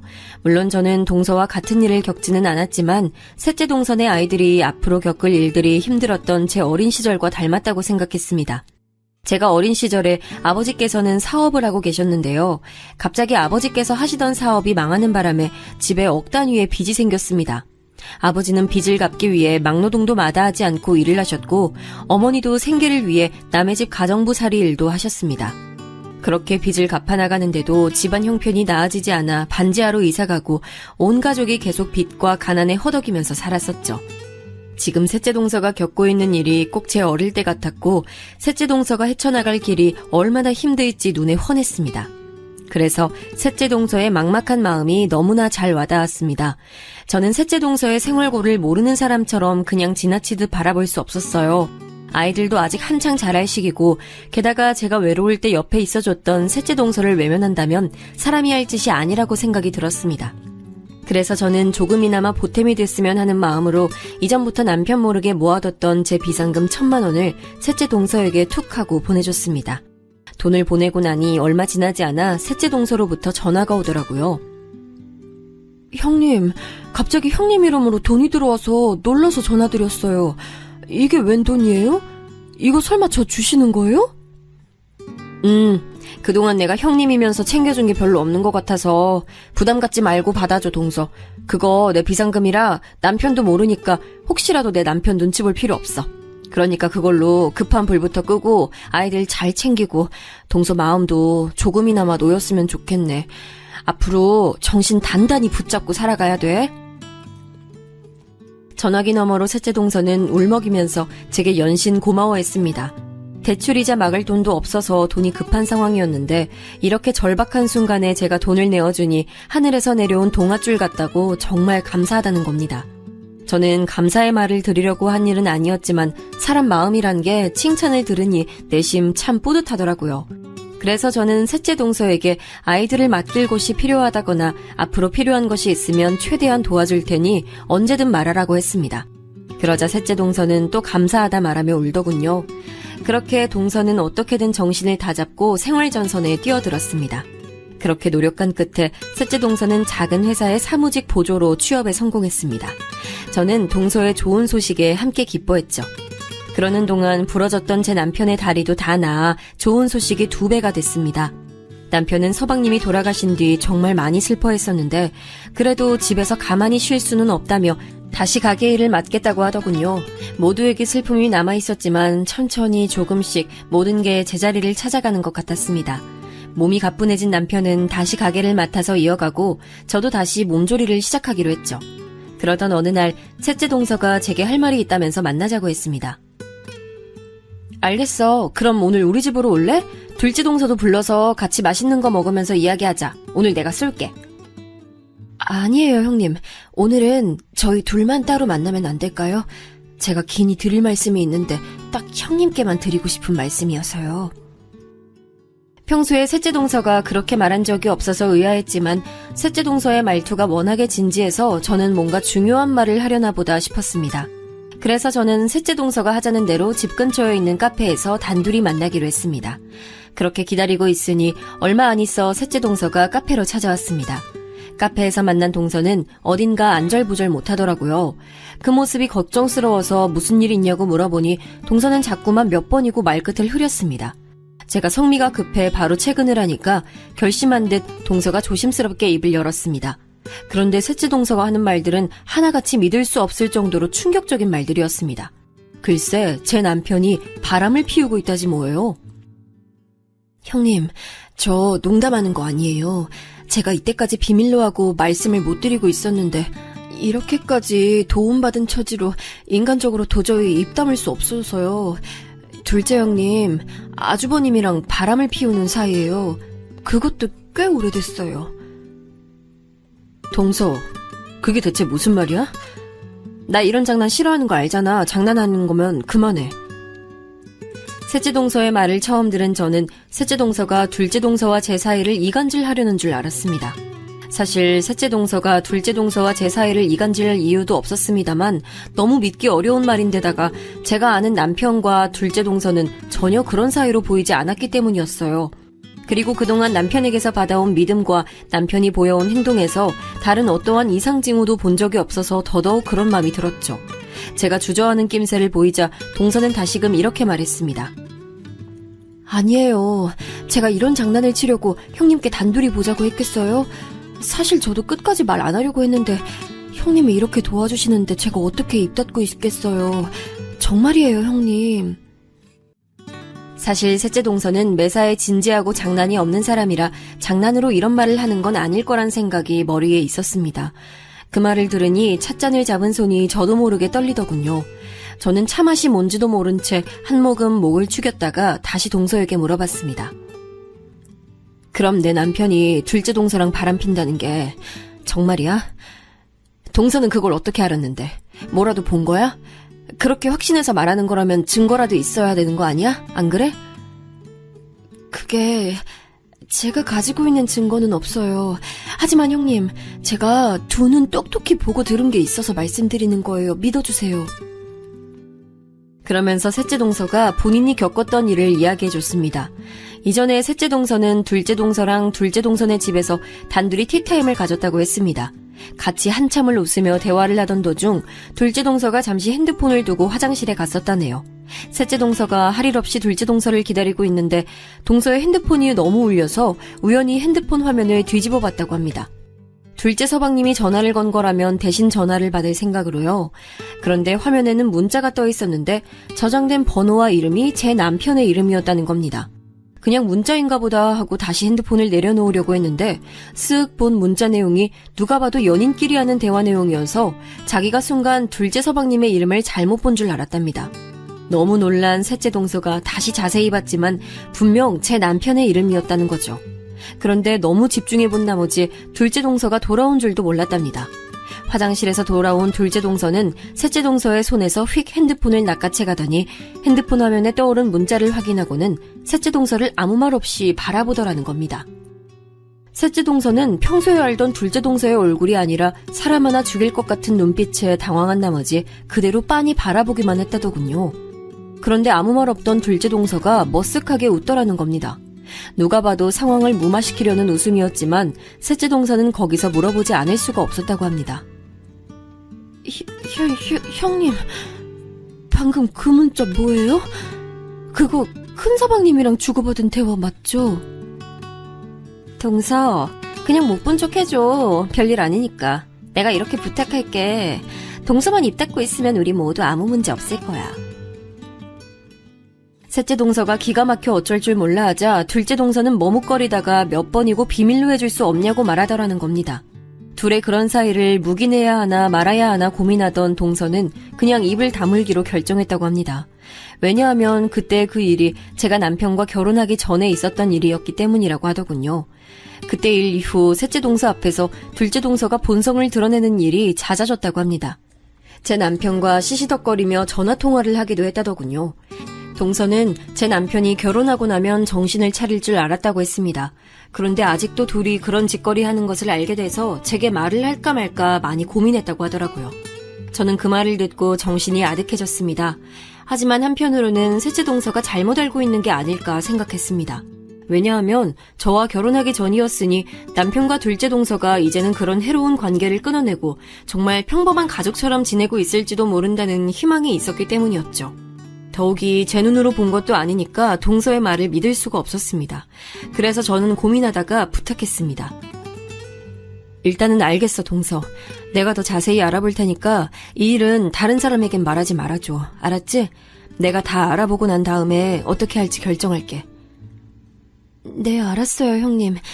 저는 형님께서 제게 너무 잘해주셔서 숨기면 인간의 도리가 아니라고 생각해서 말씀드린 거예요. 이런 심란한 이야기 들려드려 죄송해요.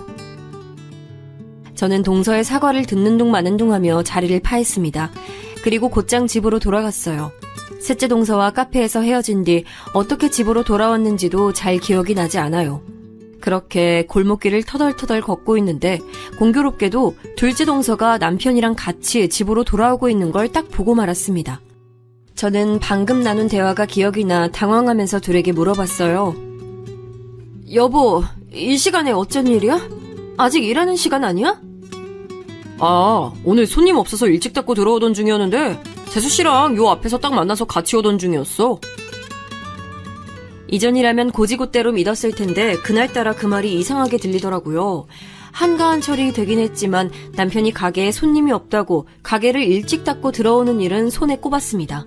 게다가 둘째 동서도 별 이유 없이 찾아오더라도 제게 꼭 연락을 먼저 하고 찾아왔었거든요. 그런데 저는 동서에게 받은 연락도 없었고 남편에게도 일찍 들어간다는 연락을 받은 적도 없었습니다. 저는 마음속에 떠오른 의심을 숨기려 애써 표정 관리를 하면서 남편과 동서와 같이 집으로 들어갔습니다. 여느 날처럼 3명이 모였으니 치킨에 맥주 한잔 하자는 남편의 제안에 원치 않았지만 술도 한 잔씩 했죠. 원래 저는 맥주 한 병 정도면 취하는데 그날은 마음이 곤두서 있어서 그런지 잘 취하지도 않았습니다. 그리고 그날따라 동서가 남편 보고 웃으면서 어깨를 가볍게 때리는 모습이나 자연스럽게 남편 옆에 자리 잡고 앉아있는 것, 그리고 닭고기 살을 발라내어주는 것까지 이전엔 잘 보이지 않았던 게 보이기 시작하는 거예요. 둘이서 한참을 그렇게 떠드는 걸 억지로 웃으면서 보고 있자니 속이 메스꺼리더군요. 그러다 맥주 3병쯤 나눠 마셨을 때 동서가 제게 말했습니다. 아, 형님, 오늘따라 술 기운이 왜 이렇게 빨리 올라오죠? 저 오늘도 여기서 자고 가도 되죠? 안 될 게 뭐 있어. 조금 있다가 이불 펴줄 테니까 거기서 자고 가. 평소에도 동서는 남편이랑 저랑 같이 술 한잔하면 여기서 자고 아침 식사까지 하고 가는 일이 빈번했습니다. 사실 둘째 서방님은 3교대 근무라 밤에 집에 없을 때가 많았어요. 그래서 둘째 동서가 무섭다고 할 때가 많아 제가 먼저 남편에게 여기서 재워서 보내자고 한 적도 있었긴 했죠. 그날은 동서에게 그냥 집에 가서 자라고 하고 싶었지만 셋째 동서에게 들은 이야기를 확인해보고 싶었습니다. 식사 후 뒷정리를 하는 동안 남편은 동서에게 이불을 펴주겠다고 했고 저는 피곤하다는 남편에게 먼저 자도 된다고 했습니다. 그렇게 남편도 침대에서 잠들고 동서도 잠이 들었지만 저는 잠을 이루지 못했죠. 확인할 게 있었기 때문입니다. 저는 몰래 자고 있던 둘째 동서의 핸드폰을 확인했는데 비번이 안 걸려 있어서 쉽게 확인할 수 있었습니다. 의심스러운 것은 하나도 없었고요. 가족 단톡방에서 이야기한 것 말고 남편과 사적으로 대화를 한 흔적도 없었고 전화 기록도 없었습니다. 남편의 핸드폰을 확인해도 마찬가지였습니다. 하지만 그 부분이 이상했습니다. 둘의 핸드폰은 인위적으로 지운 것처럼 서로에 관한 대화 흔적이 아무것도 없었거든요. 둘째 동서는 저랑 남편과 일주일에 한두 번은 꼭 만나고 만나기 전에 전화통화로 연락도 하는 것으로 알고 있는데 그 흔적도 없었으니까요. 저는 온몸에 피가 식는 것이 느껴졌습니다. 직감적으로 둘 사이에 뭔가 있다는 게 느껴졌죠. 저는 제대로 된 증거를 잡기로 마음먹었습니다. 제가 온종일 둘째 동서와 같이 있는 게 아니라서 동서를 파고드는 일은 어려웠기 때문에 매일 집에 돌아오는 남편에게 집중했죠. 남편에게 특별한 흔적이 있나 없나 확인도 하고 몰래 핸드폰을 확인하고 그랬습니다. 그러는 동안에도 저는 셋째 동서가 잘못 알고 있는 거면 좋겠다고 생각했죠. 사랑하는 사람을 계속 의심하는 것은 무척 괴로웠어요. 게다가 남편은 연인 시절에도 일체 의심스러운 행동을 한 적이 없었고 결혼 후에도 마찬가지였거든요. 그렇게 믿음직스러운 남편이 정말로 바람 피웠을 리 없다고 확인하고 싶었던 것 같습니다. 그래서 남편에게서 의심스러운 정황을 전혀 찾을 수 없을 때 저는 오히려 안도했습니다. 그래, 남편이 어떻게 자기 남동생 아내랑 바람을 피우겠어. 짐승이 아니고서야. 그러나 제 이런 믿음을 송두리째 무너뜨리는 일이 결국 발생했습니다. 어느 날 남편이 친구들과 술자리를 가지고 밤늦게 돌아왔어요. 술독에 빠졌다가 나온 듯이 엄청나게 취해서는 씻지도 않고 침대에 누워 자길래 옷이라도 갈아입히려고 벗기고 있었습니다. 그런데 바지가 양쪽으로 묵직해서 이게 뭔가 하고 꺼내봤더니 똑같이 생긴 핸드폰 2개가 나오는 거예요. 순간 이게 뭔가 싶어서 핸드폰을 양손에 들고 번갈아 보고 있었는데 갑자기 핸드폰 하나에 전화가 왔습니다. 핸드폰 화면에는 내 사랑이라고 떠 있었죠. 그때 저는 핸드폰 벨소리에 남편이 깰까봐 두 손에 핸드폰을 꽉 쥐고 거실 화장실로 뛰어나갔습니다. 핸드폰으로 오던 전화는 금방 끊어졌고 잠시 뒤 화면에 메시지가 떴습니다. 자기야, 잘 들어갔지? 오늘 너무 즐거웠어. 푹 자고 일어나면 연락해? 메시지를 본 순간 저는 이게 남편이 숨겨뒀던 핸드폰인 것을 본능적으로 알아차렸습니다. 남편에게는 제가 모르는 핸드폰이 한 개 더 있었던 거죠. 그동안 다른 흔적을 찾을 수 없었던 게 이유가 있었던 겁니다. 저는 떨리는 손으로 핸드폰을 살펴봤죠. 핸드폰에는 4자리 비밀번호가 걸려 있었어요. 거기서 저는 혹시 하는 마음으로 떠오른 번호를 눌러봤습니다. 놀랍게도 핸드폰의 잠금이 풀렸고 저는 그만 화장실 바닥에 주저앉아 울음을 터뜨렸습니다. 제가 누른 숫자가 뭐였는지 아세요? 바로 둘째 동서의 생일이었습니다. 남편과 저는 항상 핸드폰 비밀번호를 상대방의 생일로 해뒀어요. 그게 사랑하는 사람에 대한 애정 표시이며 예의라고 남편이 말했었는데 어떻게 이럴 수가 있을까요? 저는 화장실에서 한참을 숨죽이고 울다가 정신을 차렸습니다. 이때가 아니면 남편의 바람 증거를 더는 잡을 수 없을 것이라고 느꼈어요. 핸드폰을 확인해보니 둘이 나눈 대화 기록이 가득했습니다. 거기엔 둘째 동서의 이름을 부르며 사랑한다고 하는 남편의 말이 있었습니다. 저는 핸드폰을 부수고 싶은 마음을 꾹 참아가며 그걸 전부 제 핸드폰으로 사진을 찍어뒀습니다. 사진첩에는 둘이 놀러간 흔적이 가득했고 서로 뽀뽀하면서 찍은 사진까지 있었습니다. 제 핸드폰으로 사진들을 옮기며 살펴보는데 문득 사진 속에 익숙한 장소가 보였습니다. 그건 바로 우리 집 안방 침대였죠. 그걸 알아차린 순간 저는 숨을 쉴 수가 없었습니다. 사진이 찍힌 날짜를 확인해보니 딱 남편이 다리를 다쳐서 집에서 쉴 때더라고요. 둘째 동서가 자기가 남편을 챙겨주겠다고 했던 그때 말입니다. 저는 해일처럼 밀려오는 배신감에 미칠 지경이었죠. 저는 떨리는 손으로 마지막까지 둘이 찍은 사진들을 제 핸드폰으로 전송해두고 화장실에서 나와 안방으로 갔습니다. 그리고 잠들어 있는 남편 뺨을 사정없이 때렸죠. 뺨을 연속으로 4대 정도 때리자 남편이 놀라서 잠에서 깨서 소리를 질렀습니다. 아이, 대체 뭐 하는 거야? 왜 자는 사람 뺨을 때려? 저는 남편의 말에 아무 대답도 하지 않고 남편에게 핸드폰 2개를 던졌습니다. 남편은 아직 잠에 취해 어리둥절해서 저와 핸드폰을 번갈아 봤습니다. 그리고 상황 파악한 듯 얼굴이 새하얗게 질리더군요. 그동안 둘째 동서랑 재밌었니? 아무것도 모르는 나 바보 만들면서 둘이 재밌었어? 저는 남편이 무슨 말이라도 해주길 바랬습니다. 하다못해 미안하다는 말 한마디라도 말이에요. 하지만 남편은 아무 말도 하지 않더군요. 저는 그런 남편의 얼굴을 빤히 바라보다가 방에서 나와 지갑과 핸드폰만 챙겨서 집에서 나왔습니다. 제가 나갈 때까지 남편은 나와보지도 않았습니다. 저는 그 길로 택시를 타고 친정으로 향했습니다. 친정으로 가는 동안 남편에게 계속 전화가 왔지만 받지 않았죠. 택시를 타고 가는데 내내 눈물이 흐르더군요. 제가 너무 우니 택시기사님께서 무슨 일 있냐고 울지 말라고 달래주실 정도였습니다. 그렇게 한참을 달려 친정에 도착해 집에 들어가니 부모님께서 깜짝 놀라서 달려나오셨어요. 제가 연락도 없이 온 적이 거의 없었으니까요. 부모님 얼굴을 뵌 순간 저는 품에 안겨 오열했습니다. 무슨 일이냐고 묻는 부모님 말씀에 우느라 대답조차 할 수 없었어요. 그렇게 저는 울다가 지쳐 잠들었고 다음날 일어나 보니 늦은 오후였습니다. 일어나서 핸드폰을 확인해 보니 남편에게 메시지가 와 있었습니다. 미안해, 딱 3글자였죠. 남편의 메시지를 보고 저는 정신 나간 여자처럼 한참 웃었어요. 어이가 없다는 심정이 딱 이거구나 느꼈습니다. 저는 남아있던 일말의 정까지 전부 사라지는 것을 느끼고 남편에게 이혼하자는 답장을 보냈죠. 그리고 부모님께 자초지종을 전부 말씀드렸습니다. 부모님은 제 얘기를 다 듣고 엄청나게 화를 내셨습니다. 아빠가 당장 남편을 찾아가서 다 뒤집어버리겠다는 걸 간신히 말리고 제가 할 테니 믿고 기다려달라고 했습니다. 그 후 저는 시어머니께 전화를 드려 뵙고 말씀드릴 게 있다고 했습니다. 그런데 시어머니께서는 이미 다 알고 계신다는 듯이 말씀하시더라고요.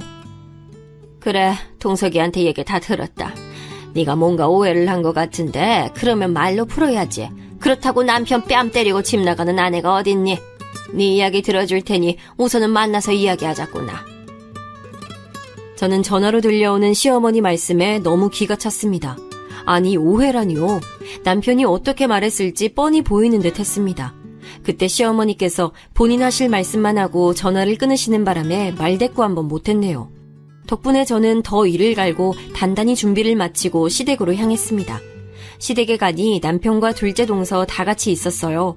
제가 집안에 들어서니 남편은 무표정하게 절 바라보고 둘째 동서는 어색하게 고개를 돌리더군요. 제가 시부모님 앞에 앉아 인사도 하기 전에 시어머니께서 먼저 말을 꺼내셨습니다. 너 동석이가 사업 때문에 핸드폰 2개 만들어 놓은 걸 가지고 바람 피운다고 오해한 거라면서? 아내가 남편에 대한 믿음이 있어야지. 그렇게 작은 거 하나 가지고 화내고 남편 때리고 집 나가는 거 아니야. 지금이라도 동석이한테 사과하고 둘이 오해 풀고 다시 잘 지내라. 어머니, 이 사람이 제가 오해한 거라고 그래요? 그럼 결혼한 남자가 다른 여자랑 밤새도록 이야기하고 전화하고 껴안고 남의 집 안방에서 사진까지 찍었는데 그게 바람이 아니라 그냥 오해예요? 시어머니 말씀을 듣자마자 열불이 터지더군요. 저는 바로 준비해간 증거자료와 사진들을 전부 앞에 펼쳐놓았습니다. 이거 보세요. 이게 남편 다른 핸드폰에 있던 대화 기록이에요. 여기 이 이름, 이거 둘째 동서 이름 맞죠? 이거뿐만이 아니에요. 둘이 이러고 찍은 사진도 있어요. 어머님이 보시기에 이게 일반적인 가족 사이 같아 보이세요? 저는 둘이 껴안고 이불을 덮은 채 찍은 사진과 종이로 뽑아간 대화 기록을 내밀었습니다. 제가 내미는 사진을 보고 시부모님도 많이 놀라신 것 같더군요. 이게 정말이냐는 듯 시어머니께서 둘째 동서를 돌아보니 갑자기 둘째 동서가 울음을 터뜨리는 거 아니겠어요? 그리고는 둘째 동서가 갑자기 절 쳐다보더니 한마디 하는 겁니다. 형님, 정말 너무하세요. 이거 다 오해예요. 제가 미쳤다고 아주버님이랑 바람을 피우겠어요? 제가 저희 남편 얼마나 사랑하는데요. 이거 다 형님이 일부러 만드신 거죠? 이렇게 조작하실 정도로 제가 그렇게 싫으셨어요? 뭐? 조작이라고? 그럼 내가 가지고 있는 음성 파일 틀어보면 알겠네. 저는 둘째 동서의 말에 핸드폰을 꺼냈습니다. 다들 아시겠지만 요즘은 핸드폰 통화 내용이 자동으로 녹음되잖아요. 이전에 살펴봤던 남편 핸드폰 안에는 전화통화 중 자동으로 녹음되는 파일들이 그대로 남아있더군요. 그때 저는 혹시나 해서 그중 한두 개를 제 핸드폰에 보내뒀는데 이렇게 쓰게 될 줄은 정말 몰랐어요. 저는 모두의 앞에서 음성 파일을 틀었습니다. 그러자 바로 전화를 받는 남편의 목소리가 나왔어요. 다음은 둘째 동서의 목소리가 나왔죠. 둘이 아주 깨가 쏟아질 정도로 다정하게 통화하더군요. 그 내용을 듣자 둘째 동서의 얼굴은 새파랗게 질렸어요. 시부모님도 충격받으셨는지 아무 말도 못하시더군요. 설마 본인 목소리도 못 알아듣는 건 아니지? 왜? 이것도 내가 조작했다고 말해보지 그래? 제가 둘째 동서에게 쏘아붙이자 남편이 갑자기 제게 막 소리를 질러대더군요. 남의 핸드폰에서 마음대로 정보 빼내서 지금 이게 뭐하는 짓이야? 당신 이거 명예훼손이야. 이렇게 사람 창피 주는 거 다 고속감이라고.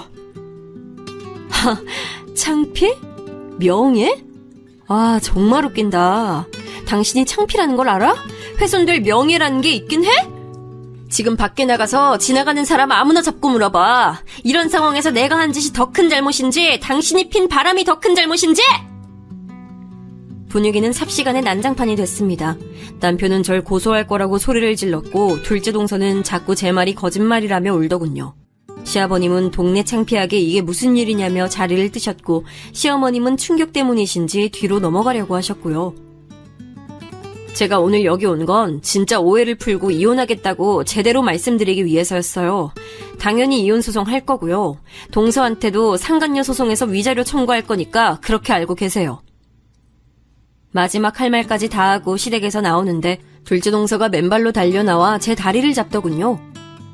형님, 제가 잘못했어요. 정말 제가 너무 잘못했고 다시는 이런 일 없게 잘할게요. 그러니까 제발 소송만은 말아주시면 안 될까요? 저 이 일 남편이 알면 이혼당해요. 저 이혼당하면 갈 곳도 없어요. 제발 소송만은 참아주세요. 네? 동서, 그럼 그런 일을 만들지 말았어야지. 이제까지 즐길 거 다 즐겨놓고 들키니까 잘못했다고 하면 누가 그걸 받아줘. 정말 이기적이네. 게다가 지금 이 상황에서도 나한테 죄송한다는 말 한마디 없고 본인 이혼당할까봐 그거 걱정만 하잖아. 나 소송 반드시 할 거야. 그래서 끝까지 갈 거니까 그렇게 알아. 저는 계속 저를 잡는 둘째 동서를 뿌리치고 시댁에서 나와버렸습니다. 동서가 바닥에 주저앉자 남편이 와서 동서를 부축해주는데 정말 속이 뒤집히더군요. 그 다음날 저는 모든 증거 자료를 취합해서 둘째 서방님의 직장으로 보냈습니다.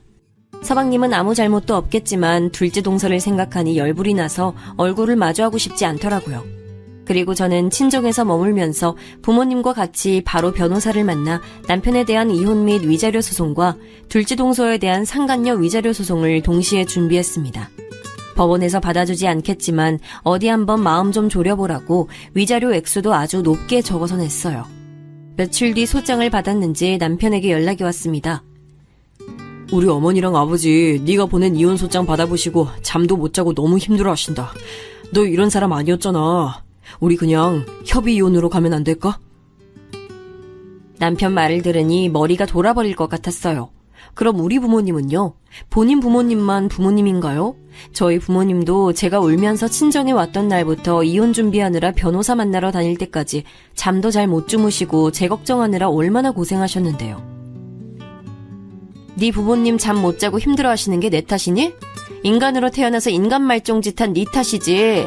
네 부모님이 걱정되면 나한테 전화하지 말고 그 시간에 잘 보살펴드려. 남편에게 한마디 하고 전화를 끊으니 바로 시어머니에게서 전화가 오더군요. 꼭 이렇게까지 해야겠니? 내가 잘 타이를 테니 다시 한 번만 생각해봐. 남자가 살다 보면 바람 한두 번쯤은 필 수도 있다. 그래도 다들 참고 살아. 그러니 너도 다시 한번 생각해봐라. 그래도 그동안 너한테 참 잘하지 않았니? 우리 동석이만한 남자가 또 없어. 아니요, 어머니. 세상 모든 남자가 바람 피우진 않아요. 그랬다면 시아버님도 피셨게요. 그리고 길 가다가 아무 남자나 잡아도 전부 남편보다 나을걸요? 저는요, 이제 남편의 어떤 것도 믿을 수가 없어요. 제 결정엔 변함 없을 테니까 다신 이런 전화하지 마세요.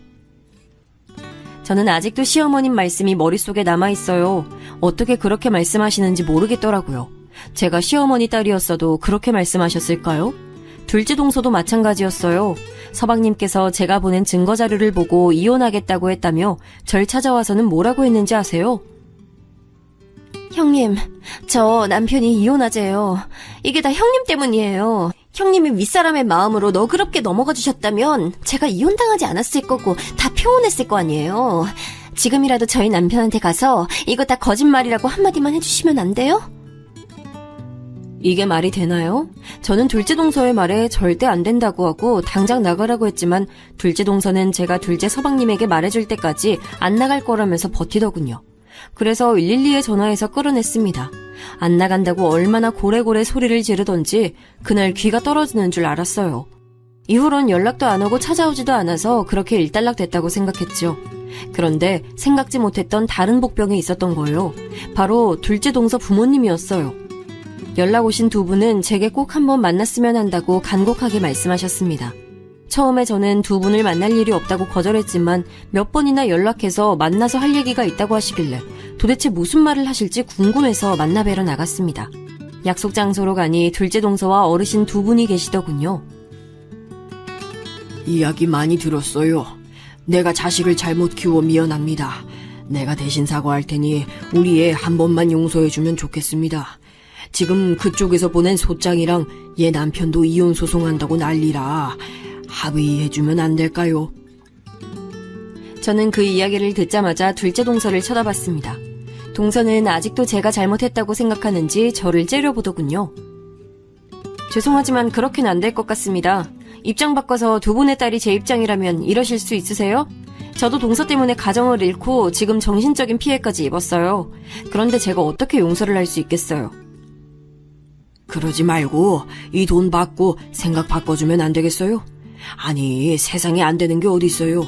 한 번만 다시 생각해줘요. 어르신은 갑자기 가방 안에서 두툼한 종이봉투를 꺼내서 제 손에 쥐어주셨습니다. 저는 제 손에 봉투가 닿자마자 너무 역겨워서 그대로 봉투를 바닥에 던져버렸죠. 지금 제가 받은 피해를 돈으로 어떻게든 하실 수 있을 거라고 생각하신 모양인데 잘못 생각하셨어요. 저 절대 합의해줄 생각 없습니다. 오히려 동네방네 소문나서 평생 얼굴도 못 들고 다녔으면 좋겠거든요. 아니, 이게 무슨 경우 없는 짓이에요. 사람이 정의를 보였으면 받는 신용이라도 해야지. 그리고 솔직히 바람난 게 내 딸 잘못만도 아니지. 막말로 남편한테 얼마나 못했으면 바람이 났겠어요. 이런 성질머리 보니 딱 보이네 보여. 그래서 그쪽 따님은 얼마나 못났으면 제대로 된 남자를 못 만나고 남의 남자랑 몰래 바람이나 피우고 살았대요? 그런 걸 뭐라고 하는 줄 아세요? 첩살이라고 해요. 되게 잘난 따님은 겨우 내 남편 첩이었던 거라고요. 첩? 야, 너 말 다 했어? 그동안 꿀먹은 벙어리처럼 앉아있던 둘째 동서가 제 말에 약이 올랐는지 소리를 빽 지르더군요. 저는 그러거나 말거나 할 말 다 했으니 간다고 말하고는 휙 나와버렸네요. 그렇게 나와 친정으로 돌아가는데 내내 두 어르신이 생각났어요. 딸을 위하는 마음으로 절 만나러 나오셨을 텐데 아마 원하시는 대로 되진 않으셨겠죠. 그런데 그게 정말로 딸을 위한 거였을까요? 아무리 자식을 사랑해도 잘못된 길로 가면 바로 잡아주는 게 맞다고 보는데 말이죠. 그런 일들이 있고 난 후에도 남편과 시댁 그리고 둘째 동서는 계속 제게 연락을 해왔습니다. 법원에서 만날 날이 다가오니 불안해서였을까요? 하지만 저는 전혀 받지 않았고 변호사를 통해서 무조건 법대로 할 거라고 제 의사를 전달했습니다. 그리고 모든 것이 법대로 처리가 완료된 날 오랜만에 답답한 마음이 뻥 뚫리는 기분을 느낄 수 있었어요. 이제 모든 게 끝났다는 생각에 마음이 편안하면서도 한편으론 쓸쓸했습니다. 왜 하필 제게 이런 일이 일어났을까 자책도 하고 울기도 많이 울었죠. 하지만 한편으로는 더 늦기 전에 알아서 다행이라는 생각이 들었어요. 셋째 동서가 말해주지 않았다면 저는 아직도 모른 채로 남편과 같이 살고 있었겠죠. 하지만 이 일 때문에 저는 사람을 못 믿게 됐어요. 그렇게 믿음직스러운 남편도 결국 바람을 피우고 있었고 정말 좋은 사람이라 생각했던 둘째 동서는 남편과 같이 저를 속이고 있었고요. 셋째 동서는 둘의 비밀을 말해줘서 고맙긴 했지만 사실 제게 계속 숨기고 있었던 거잖아요. 그렇게 생각하면 머리가 아프고 믿음이라는 게 허무하게 느껴집니다.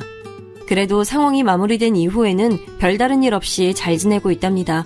이혼 소송 때 몇 번이나 주저앉고 싶을 정도로 힘들었지만 꾹 참고 버티니 봄날이 오더군요. 제 얘기 들어주신 모든 분의 가정에도 평화가 오길 기원하며 항상 행복하시길 바랍니다.